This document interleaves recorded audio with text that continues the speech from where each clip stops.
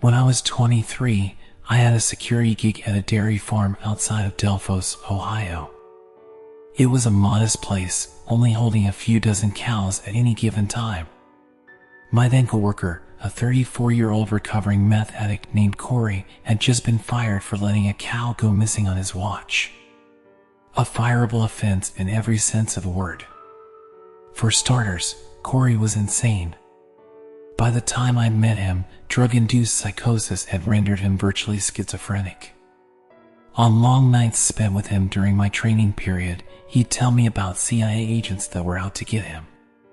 He was convinced that they were broadcasting thoughts into his head via electromagnetic waves, and that they would stop at nothing to ruin his life.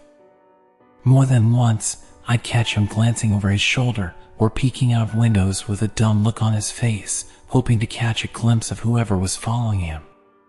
That's the type of person that Corey was. Each of our cows had an ear tag labeled with a number. At 8 p.m., they were each to be guided into their own respective stalls and locked in for the night. Padlocks became the norm after an incident with local kids a few years earlier. In the mornings, we'd have to carry around a clipboard containing each lock combination and individually release each one. It made for an annoying way to start the day, but the cows were a hell of a lot more secure that way. That's what made Corey's story so unbelievable. He had claimed that the previous night, cow number 29 had been locked away in her stall along with the others. He told us that the only thing out of the ordinary that night was an obnoxious bat stuck in the rafters that he planned to deal with in the morning. In order for his claim to be true, an intruder would have had to unlock the barn with a set of keys, unlock 29's stall with the correct combination, then reset both of the locks and leave undetected. Either that, or they picked up a 1,600-pound animal and leaped through a window. Considering Corey's nasty habit of abandoning his duties in order to twitch and hallucinate in the corner, a small part of me believed that some two-bit thief might have been able to get one over on him. My boss, however, a 50-year-old hothead, concluded that Corey must have been involved with the cow's disappearance and promptly kicked him to the curb. With nobody else to fill his position, my boss had offered to pay me extra for each of his duties that I could complete until we received a new hire. Naturally, I agreed. I'd be heading back to school in a few weeks and needed all the money I could get. My first night back at work began normally. Since I'd now be doing the work of 2 security guards, I'd arrived early to get a head start on Corey's checklist. I started by sweeping out the barn. Farmhands tried to keep the TMR in a long pile just in front of the stall doors so the cows could eat throughout the night, but that shit practically painted the floor by the time I got there. Midway through, I noticed something reflective in the corner of the barn. I lazily swept a loose bit of corn and hay over to it to investigate. On the floor before me was a neon yellow ear tag. I picked it up to examine it. 29. Next to 29's ear tag were the skeletal remains of a bat. I guess that was just another thing that Corey never got around to dealing with. I swept up the bones along with the rest of the barn. By the time I was finished, it was already 8 p.m. I made my way out to the fields and then, one at a time, I guided each cow to its assigned stall. I got through about 10 or so before I noticed something strange. Across the field, about 50 meters away from the others, was a lone cow. It faced away from me, seemingly transfixed on a nearby cornfield.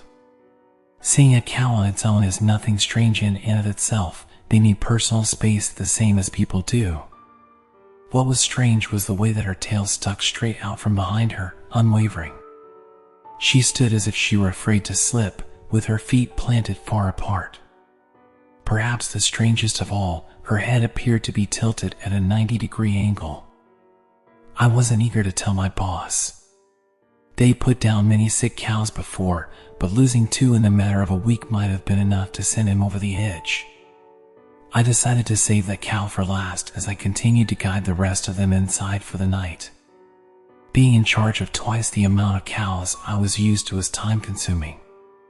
It took me nearly an hour to round them up. By the time I'd locked number 36 for the night, it was 9 o'clock. I should have been making my rounds by then, especially given the circumstances. I just had that last cow to deal with. While contemplating how long it was going to take me to unlock each cow in the morning, I realized something that made my blood run cold. The only stall left empty was number 29. I shuffled to the field. Surely enough, she was there. She hadn't moved an inch since I had started the process of moving them. I approached her slowly. It was surreal seeing a creature frozen in such an odd position. As I came up on her, I could hear a definite, but muffled, chittering. It was unlike any noise I'd ever heard from a cow. What the fuck did you eat? I thought to myself.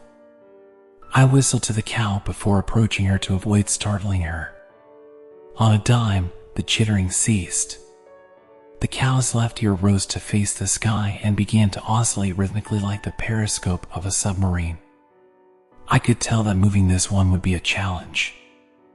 I rubbed her back in an attempt to soothe her. Bonding is key when establishing any sort of relationship with an animal. I'd never interacted with 29 before, so we were unfamiliar with each other. Her skin felt bizarre, like clay with hide draped over it. I walked around to see her face. Her eyes were peeled open, darting around rapidly, her mouth hung open and drooped to the side. I examined her left ear, searching for a place to reinsert her tag, but there was no piercing. I strapped a halter to 29's mouth and began to lead her.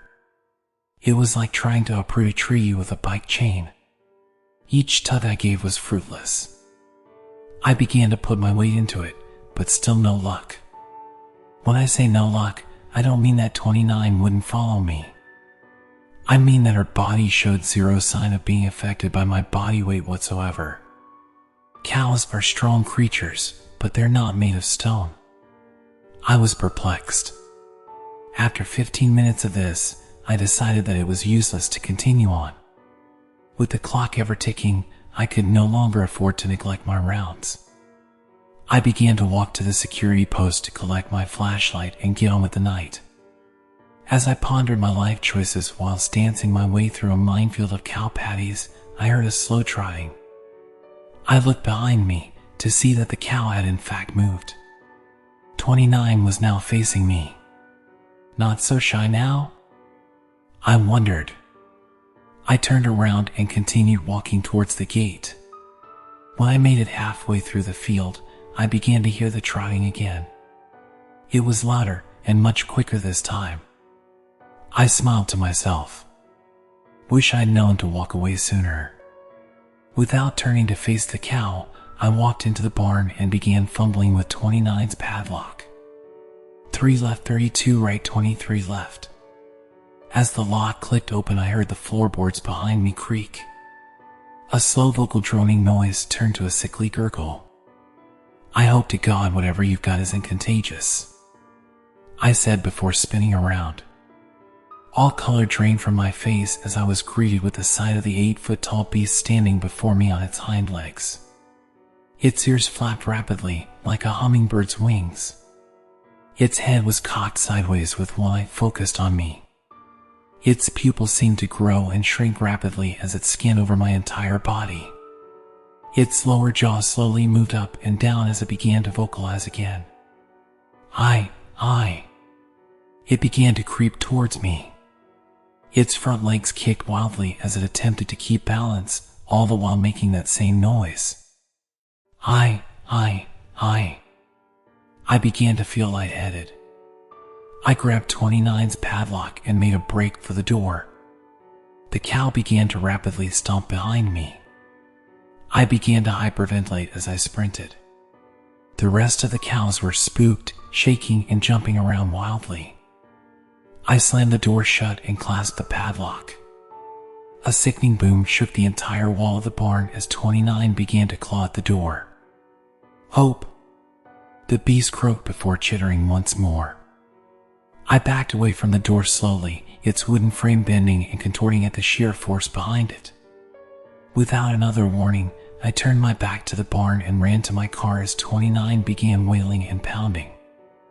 I never ended up making any rounds that night. Instead, I started my car and left that fucking place in the rearview mirror. I didn't tell my boss. In fact, I deliberately avoided several of his phone calls because I had nothing to say. I figured it'd be best if I quit the easy way. There are certain things in life that back you into corners. Silence forces your hand, you know? That's why I'm writing this now. Of course, I still wanted my money. A few weeks later, just before making my 2-hour commute back to college, I stopped by the farm to pick up my final check. My boss wasn't in his office on Tuesdays, so I took advantage of the situation and granted myself access with a key that I'd seen him not so stealthily kick under the rug once or twice. After snagging my check and a few Jolly Ranchers, I got in my car and slowly began to drive away.